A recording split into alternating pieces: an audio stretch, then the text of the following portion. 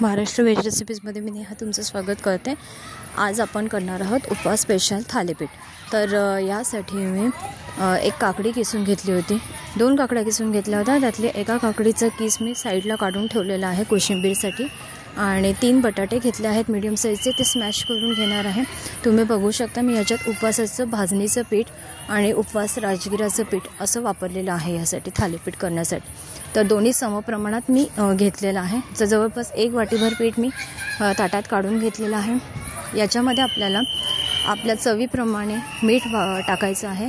त्यानंतर 2 चमचे शेंगदाण्याचा कूट मी टाकलेला आहे, आणि त्यानंतर हिरवी मिरची मी घेतलेली आहे।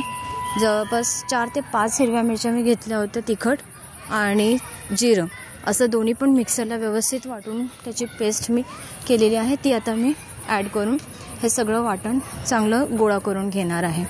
तर तुम्ही बघू शकता आपल्याला ह्याच्यामध्ये काकडी ॲड केलेली असल्यामुळे पाण्याचा जास्त वापर करावा लागत नाही। थोडंसंच पाणी बेताने ह्याच्यात वापरावं लागतं। तुम्ही जास्त प्रमाणात पाण्याचा वापर केला तर ते कणिक जे आहे ते पातळ व्हायची शक्यता असते। तर अशा प्रकारे माझा कणकेचा गोळा चांगला व्यवस्थित भिजवून झालेला आहे। तर आता आपण तो अर्ध्या तासासाठी रेस्ट करायला ठेवणार आहोत। त्यानंतर मी तव्याला चांगलं तेल लावून घेतलं होतं, आणि त्यानंतर आपल्याला जे थालीपीठाचा गोळा आहे थोडासा गोळा घ्यायचा आहे हातावर, आणि तो आपल्याला दोन्ही साईडने खरपूस तेलावर भाजून घ्यायचा आहे। तर अशा प्रकारे मी तो थापून घेणार आहे व्यवस्थित, आणि मग भाजून घ्यायचा आहे आपल्याला।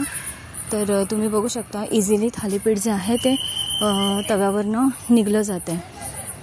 तर दोन्ही साईडने अशाच प्रकारे आपल्याला ते खमंग भाजून घ्यायचं आहे आणि गरमागरम सर्व करायचं आहे। तर अशा प्रकारे मी बाकीचे थालीपीठसुद्धा व्यवस्थित करून घेते। तुम्ही थालीपीठ काकडीची कोशिंबीर किंवा दही बरोबर सर्व करू शकता। तर मी तुम्ही मगाशी सांगितल्याप्रमाणे मी काकडीची कोशिंबीर केली आहे, तर मी ते त्याबरोबर सर्व करणार आहे। तर माझी रेसिपी कशी वाटली ते मला कमेंट करून सांगा, आणि माझ्या चॅनलला सबस्क्राईब नसेल केलं तर लवकरात लवकर सबस्क्राईब करा। Thank you so much.